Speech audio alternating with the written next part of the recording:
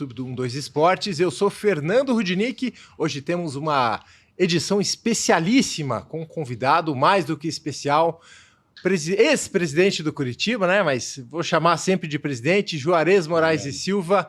Pela primeira vez vai falar desde que deixou o clube. Muita coisa aconteceu, né, Juarez, desde então. O clube se tornou uma SAF. Tem diversos assuntos aí para a gente comentar. E queria te agradecer, Juarez, por você vir aqui no podcast. Eu sei que você conhece muito bem Carneiro Neto e Augusto Mafuz e vai bater um papo aqui com a gente. Bom, Fernando, se tivesse que ser de uma casa que eu viria falar pela primeira vez depois de 3 anos, né, seria aqui. Primeiro, agradecer esse convite. O Fernando é um profissional que eu respeito demais. O Fernando teve assim uma participação muito expressiva em alguns momentos de dificuldade, que foram muitos, de alegrias, que foram tantos também. O Mafuz é um amigo de décadas, uma pessoa que eu admirei demais sempre, tanto quanto o Carneiro. Eu acho que estar com esse trio aqui me enobrece, me faz muito feliz, e eu me sinto assim bastante tranquilo de estar com pessoas que eu admiro desde sempre no futebol e na vida. Nós temos também um amigo comum, que é o Salomão Soifer, né? Que de certa forma nos apresentou. Exatamente. Né? Que também é amigo do Carneiro. O Salomão é um ícone empresarial, pessoal, e também eu tive a oportunidade de trabalhar. Quase foi presidente do Curitiba. Né? Não foi por detalhe, ajudou sempre, né, o Curitiba.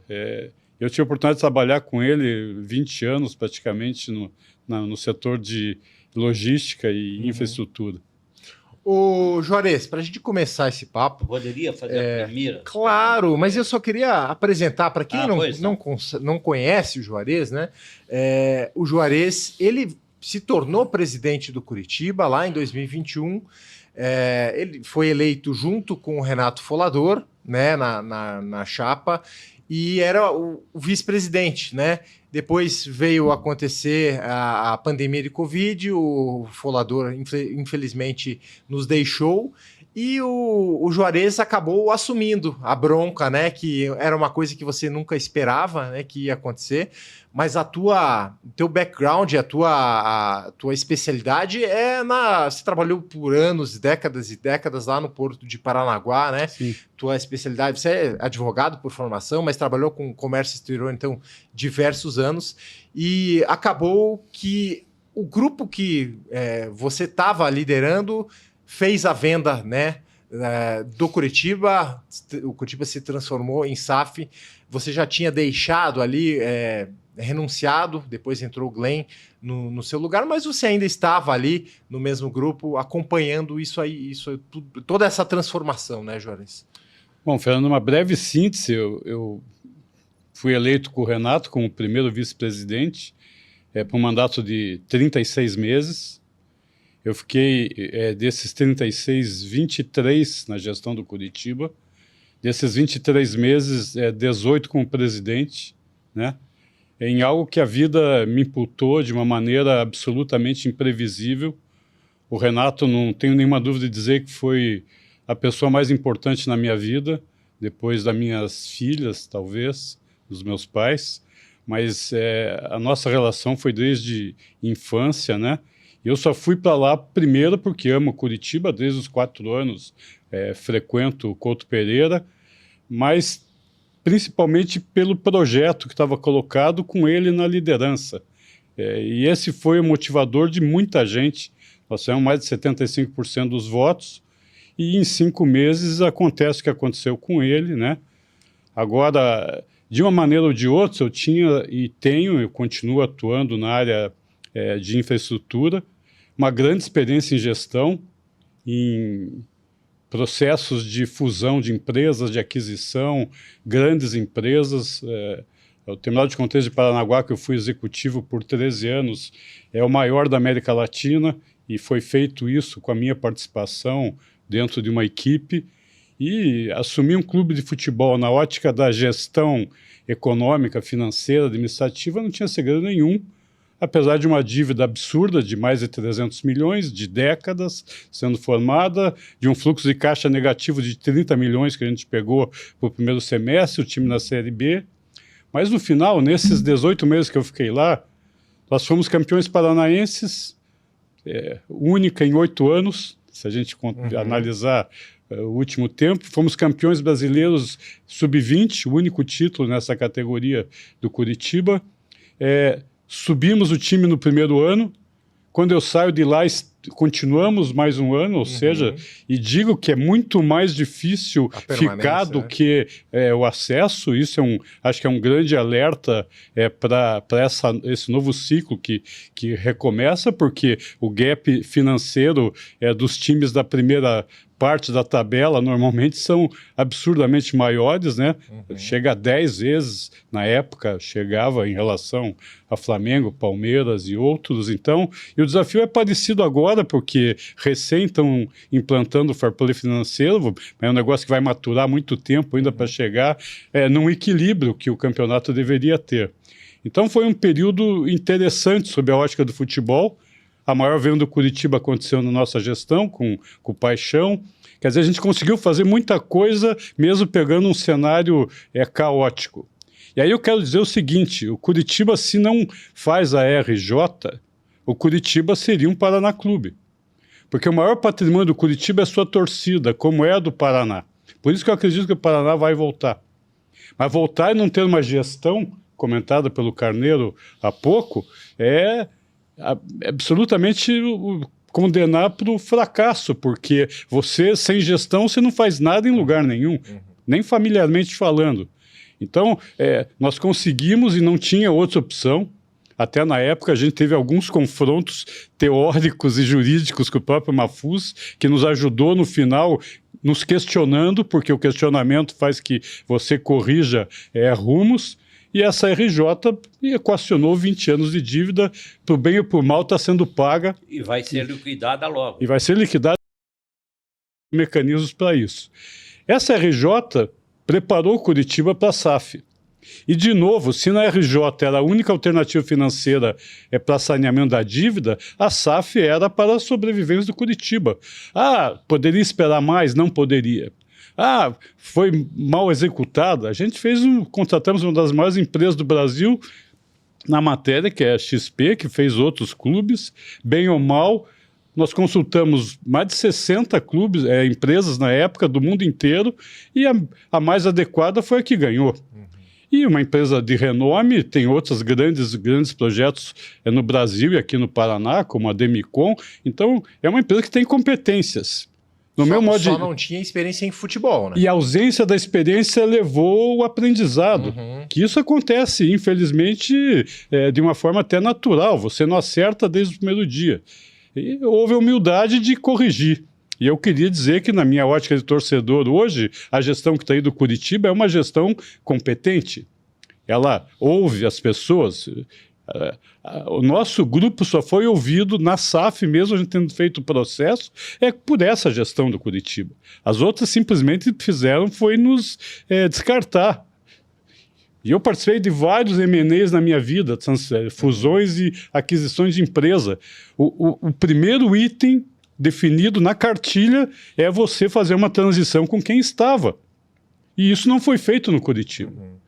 E isso o Curitiba pagou caro, por isso mesmo, tendo caixa e dinheiro, sucumbiu em 23 na Série A e depois a vergonhosa campanha de 24 na B.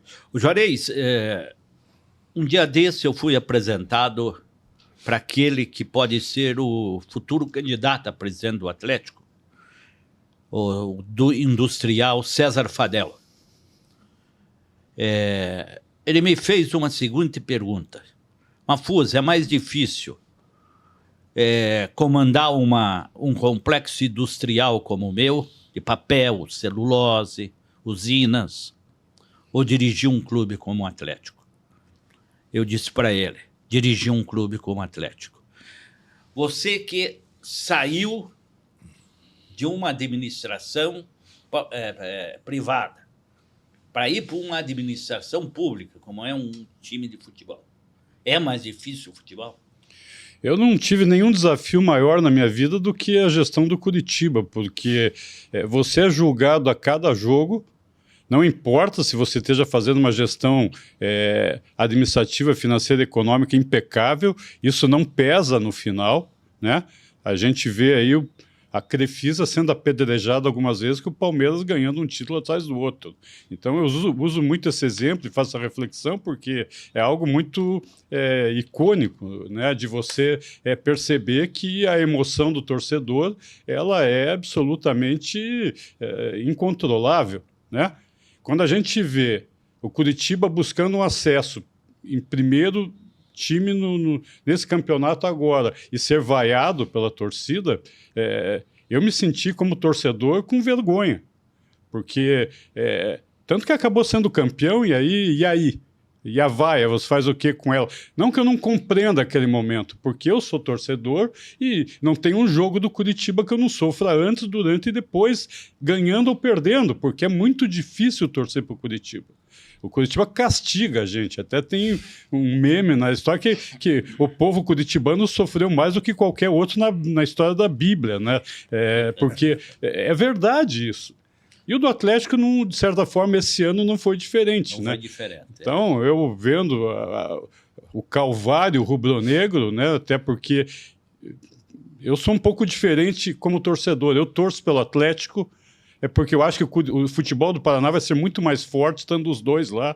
Torci pelo Operário e pelo Londrina, enfim, porque a gente quer que o nível seja, vamos dizer, aumentado. E esse confronto, ele acaba fazendo que os dois cresçam, né? Uhum. E acho que na Série B os dois foram primeiro e segundo também pela rivalidade. Exato, porque ajudou muito. E é assim. Então eu quero disputar com o Atletiba na Série A, não na B. Então eu torci muito pelo Atlético. Claro que torci muito para que não fosse o campeão, porque ia ser muito difícil para a gente suportar. Mas, sem dúvida alguma, Mafuso, não tem nada mais difícil porque o nível de pressão é absurdo. A gente acostuma-se na iniciativa privada, até porque o Brasil é um desafio permanente, né? O regulatório, o legal, o tributário, mas nada se compara com um time de futebol, né? Nada se compara. O Juarez, você foi vice-presidente do falecido Renato Folador Júnior. O Renatinho tinha um projeto, vocês tinham um projeto para que o Curitiba continuasse da forma institucional, um clube social. E o que não conseguiu? O excesso de dívida, o excesso de problema que vocês optaram, você no caso, liderou com outros, o movimento para se tornar uma sociedade anônima do futebol. Eu completo a pergunta do Carneiro. O Renatinho vivo, ele iria conciliar a ideia dele com a de vocês, que a solução era a SAF também. A nossa ideia 100% era fazer o que foi feito. Nós cumprimos à risca o sonho do Renato, né? Porque todos ali estavam a imagem e semelhança dele. Nós, no final, gerimos o Curitiba em 8 pessoas, que eu queria... Não vou nominar aqui para não fazer injustiça, mas sem eles não seria possível.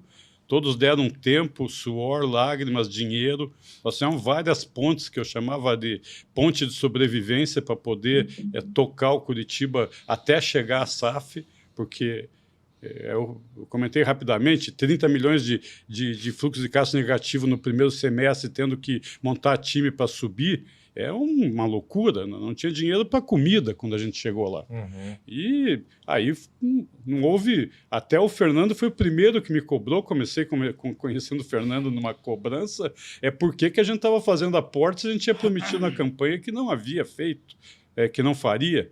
E é verdade, as duas situações, a gente prometeu e chegou lá, ou você põe dinheiro do bolso ou fechava a porta. Como é que eu ia trocar um time que caiu inteiro para um novo time para disputar um... Tanto que o Curitiba foi nono no Paranaense no terceiro, quarto mês que a gente estava lá. Não chegou, não passou para a segunda fase. Não passou para a segunda fase e aí passa a Série B inteira no G4, porque a gente fez o que tinha que fazer. Nós fizemos esses 30 milhões, nós fizemos uma cotização da nossa turma e esses 30 milhões entraram como adiantamento. E foram pagos sem juros, até para eu dizer depois, é para todos eles. Ninguém cobrou juro do Curitiba. Mas foi pago os 30 milhões para cada um, inclusive eu mesmo, que fui o primeiro para dar a sinalização, porque se o presidente não é o primeiro, ninguém iria, né, aportar. A gente descumpriu na segunda semana um compromisso de campanha, aí que eu vi que realmente a realidade está distante da intenção, né? Mas ou a gente faz essas pontes de sobrevivência, ou o Curitiba tinha sucumbido e depois que você desanda, você não consegue trazer mais. Né? Agora, você como empresário de sucesso, dentro dessa ideia de SAF, você como empresário, você se proporia a assumir um clube, a comprar um clube, para tentar, evidentemente, honrar todos os compromissos, manter o time em alto nível dentro de campo, e ao mesmo tempo você tirar o lucro. Você acha que é um bom negócio ou é muito arriscado? Eu de certa forma, deixei de responder a pergunta anterior, mas eu já vou engatar as duas. A questão da SAF, ela surge depois do falecimento do Renato. Nós não tínhamos uma lei de SAF no Brasil. Eu não falo especificamente do Curitiba, Sim. Eu digo a ideia de SAF de uma forma geral, porque me parece que não é um bom negócio. A pergunta, primeiro, o Renato faria SAF, a gente não sabe exatamente porque ele não... Não existia lei, né? Não tinha lei enquanto ele vivia. Mas o projeto que era reestruturar o Curitiba era o único caminho. Comprar uma SAF é um negócio muito complicado. Eu pensaria duas vezes. Agora, você tem projetos que são viáveis. O problema é que, às vezes, e foi dito no programa anterior, e eu prestei muita atenção, às vezes você tem que priorizar a questão financeira e não o interesse da competição. Entre a competição e o dinheiro, normalmente um investidor vai ficar com o dinheiro. Ele vai pensar, não, eu vou perder essa, mas ganho na frente. Já o torcedor, não, ele quer ganhar aquele jogo, aquele campeonato. Então, às vezes, a decisão do investidor não é a mesma da visão do clube. Vamos supor, você é um empresário, você tem lá a dinâmica dos negócios, né, que você opera. Mas, de repente, o agronegócio é bom negócio, ou ter um shopping é bom negócio, né, ou uma loja de automóvel. Porque eu acho o futebol muito emocional. O futebol depende muito do resultado de campo, da histeria popular, a forma como a própria imprensa esportiva aborda. Ao passo que um negócio que você faça, um investimento, você não vai ficar, né, com gente batendo bumbo na frente da tua empresa. Eu acho arriscado um empresário assumir um time de futebol nesses moldes do futebol brasileiro. Juarez, um dia desse, alguns meses, o Joel Malucelli veio aqui, eu fiz a seguinte pergunta para ele e vou fazer para você. Foi no ano passado, mais ou menos em dezembro, mais ou menos em dezembro. Como é que você vê o Atlético precisa de uma SAF? Como é que você analisa a situação do Atlético como possível e futura SAF? O Joel disse, o Atlético já é uma SAF. Você dá esse conceito também para o Atlético? Eu entendo que o Atlético tem a melhor gestão econômica e financeira do futebol brasileiro já há muito tempo. Não vou falar da assertividade das decisões do futebol. Isso é outra coisa. Se eu tenho um balaio de dinheiro e invisto errado em jogadores, eu vou ter um retorno a quem? É muito difícil no futebol você acertar a contratação. Eu até vendo o Curitiba esse ano, os atacantes que todos nós falamos e cobramos, são caras que fizeram 10, 15, 18 gols nos últimos anos. Talvez se eu olhasse a estatística deles, eu estaria para o ataque do Curitiba. No fim, não renderam. Até porque eu acho que também o modelo do Curitiba e o campo, você não consegue dominar o campo todo. Você tem que pensar quais os terços que eu vou ocupar. E o Curitiba fez uma opção defensiva que eu julgo correta, né? Para a Série B. Rendeu o acesso e o título. Rendeu o acesso, o título, uma estabilidade tranquila, não houve grandes sustos, né? Agora, esses atacantes faziam gols na carreira deles para trás. Talvez um ou outro já esteja com mais idade ou não. O Coutinho tem 20 e poucos anos, pô. fez 18 gols, 17, 14 nos últimos 3 anos por ano, e não rendeu. Já foi artilheiro de Série B, por exemplo. Então, se você olha a estatística, eu gosto muito de olhar a estatística em futebol. Né? Quando eu vejo caras contratando, e a imprensa está falando de jogador do Boca Juniors com 2 jogos ano passado, esse cara nunca iria passar numa peneira para vir jogar a Série A. O cara jogou 2 partidas no ano inteiro. Algum problema tem, né? Não é o cara para vir para o Curitiba. Deixa eu dar um exemplo. Pois mas só para terminar esse assunto do Atlético. A questão... Eu admiro muito o Joel também, né? E acho que a gestão do Atlético ela já é quase que uma SAF pelo modelo que ela se colocou em função da grande experiência administrativa e financeira do Petzalha, que ele tem isso está no DNA dele, né? Não dá para ninguém negar que ele é um grande gestor econômico e financeiro, né? O futebol eu deixo para vocês analisarem, mas eu entendo que o Atlético, de todos esses times, ele é o que menos precisaria de uma SAF. Era isso que eu queria ouvir de você. Eu ia só completar ali, Juarez. Vocês fizeram, no período que vocês estavam lá, a contratação do Adrian Martínez, né? Argentino. Reserva do Léo Gamalho. Reserva do lá. E depois que ele saiu do Curitiba, ele desandou a fazer gol pelo Racing, campeão de Copa Sul-Americana, campeão do Campeonato Argentino, e fez diversos gols, fez muitos gols. E você vê como a gente não tem noção do que vai acontecer. Não deu certo no Curitiba, mas depois ele... Eu não diria que o Adrian não deu certo. O Léo Gamalho fez mais de 40 gols em 2 anos aqui. É muito difícil você tirar o Léo Gamalho para colocar qualquer um que seja, né? Eu vou dizer para vocês, uma das coisas que me levou para a UTI no dia 22 de novembro foi eu ter que desligar o Léo e o Castan, porque eu era totalmente contra. Eu fui voto vencido e a gente tinha um colegiado que decidia, porque o pessoal que entendia de futebol achava que o cara não marcava, que não voltava. Eu falei, mas pô, não quero... Eu quero o cara que faça gol. Eu tenho gente para marcar, mas... Naquele dia, que foi o dia que nós estávamos montando o time para a Série A do ano de 23, nós estávamos fazendo os cortes, porque era a data, foi o dia que eu fui para a UTI e não voltei mais. Juarez, eu já expus minha opinião, eu fico chateado, eu fico triste, fico revoltado, às vezes pratico excesso na crítica. E como é que você analisa essa investida desse Conselho Deliberativo para excluir o nome do Fernando Folador lá? O Renato Folador do... Bom, Mafuz, machuca, né? Eu combinei de vir a esse programa antes desse episódio, né? Exato. E talvez eu não tivesse vindo para não ter o que falar, mas eu sabia depois que eu assumi precisamos que você fale. Que eu sou emocionalmente afetado por tudo que eu já disse anteriormente sobre o Renato, né? E... O que existe no Curitiba, a mediocridade, o Curitiba é gigante e às vezes é medíocre em função das pessoas que eventualmente venham a liderar os processos. E quando a gente vê na história do Curitiba, você vê as 2 situações. Você vê momentos incríveis de um gigante e outros momentos medíocres por conta dessa oscilação, né? Eu posso dizer que nenhum deles deixa de amar o Curitiba, dessas pessoas. Nós todos lá temos amor incondicional, porque quando você sofre e continua, é só por um amor incondicional. É verdade. Agora, preservação da história é algo que eu aprendi desde criança a fazer. Você julgar se um tem mais mérito que o outro, eu acho muito relativo, porque existem momentos na história.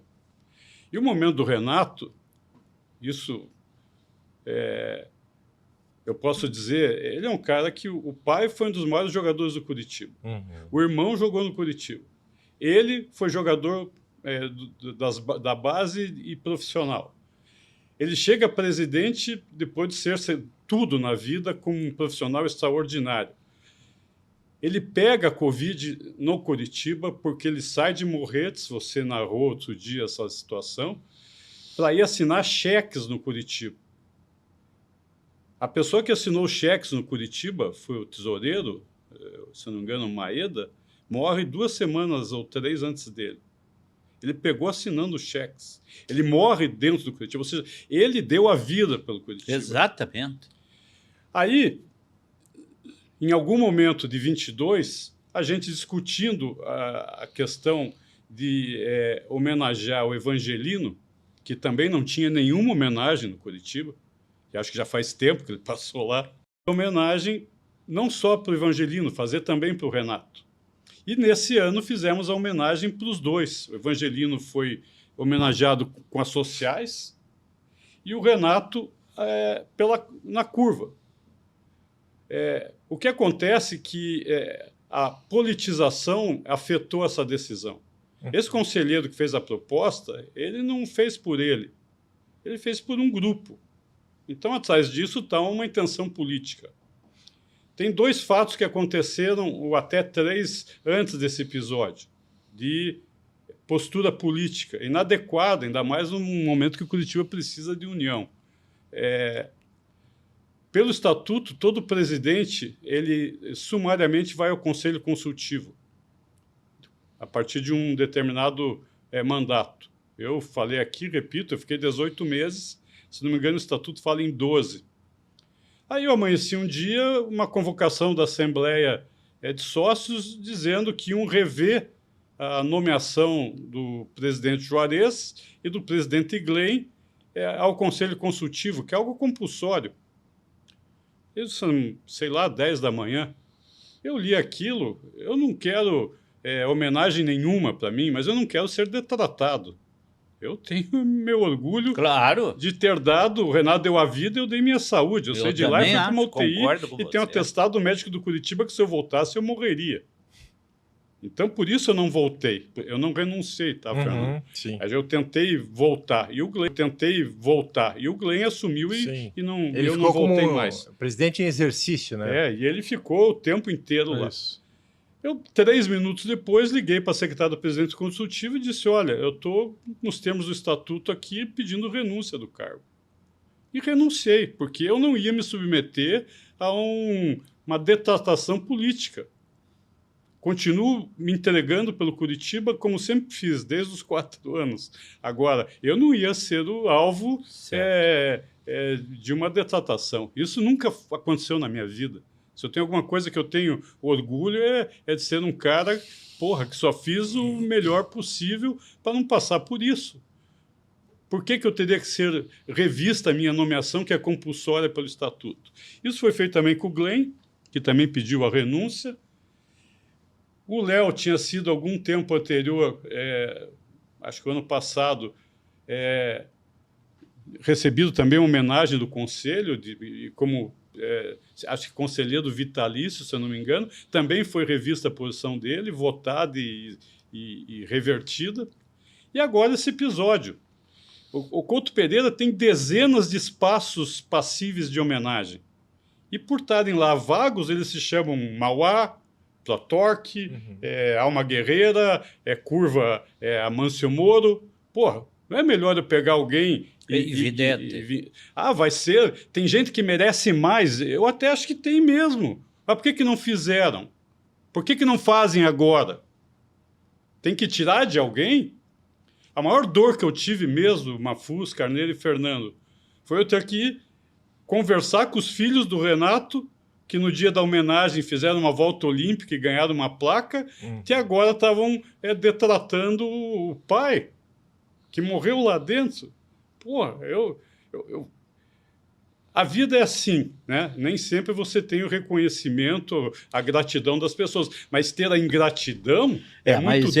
Eu, particularmente, como jornalista, eu enfrentei essa situação também, porque não tinha amizade com o Renato, sou mais ligado ao irmão dele, o Paulo Folador, não tenho nenhuma ligação com Curitiba, mas eu sou uma pessoa normal, eu tenho sentimento, eu sei o que estava refletindo na família do Renato, nos amigos do Renato e na própria história do Curitiba, né? Mas, infelizmente, infelizmente, esse resto institucional que continua na SAF, continua atrapalhando. Vê o que está no Botafogo. O Botafogo, na maior crise, que conseguiram uma liminar bloqueando venda de jogador, não sabe o futuro de lá. Então é isso aí, cara. O Renatinho Folador, pai, foi meu amigo também. Eu não vi jogar, porque ele jogou nos anos 50. E eu comecei a acompanhar futebol no final da década de 1950. Mas o Renatinho Folador foi meu colega na Rádio CBN. Era um comentarista de extrema categoria. A cultura do Renatinho era assustadora. Maior autoridade em previdência. Previdência, ele sabia tudo, ele era um homem bem sucedido profissionalmente. Eu achei de uma injustiça, uma amargura dessa gente tirar a homenagem do Renatinho Folador do estádio Antônio Couto Pereira. Eu concordo com você, Juarez, é chocante por tudo que você e o Renatinho, o Evangelino, o Joel Malucelli e tantos outros fizeram pelo clube. Tem espaço, vamos homenagear todos. Agora, não tire o nome de uma pessoa para colocar de outro. Isso aí soa mal, pega mal e deixa a gente muito indignado. Tá certo, pessoal. Juarez, queria te agradecer por estar aqui no podcast com a gente. Acho que, né, como você disse, primeira vez que você fala desde que você saiu, né, do Curitiba. Foi um prazer tê-lo aqui, te ouvir e, né, você contando como você se doou pelo Curitiba, a tua saúde, né? Fisicamente isso é até chocante, né? Foi para a UTI, acabou não voltando para a presidência. O próprio Renato foi internado e acabou não estando mais com a gente aqui, mas você poder contar isso para a gente, contar essas histórias e dar suas opiniões aqui foi muito importante para a gente. Obrigado.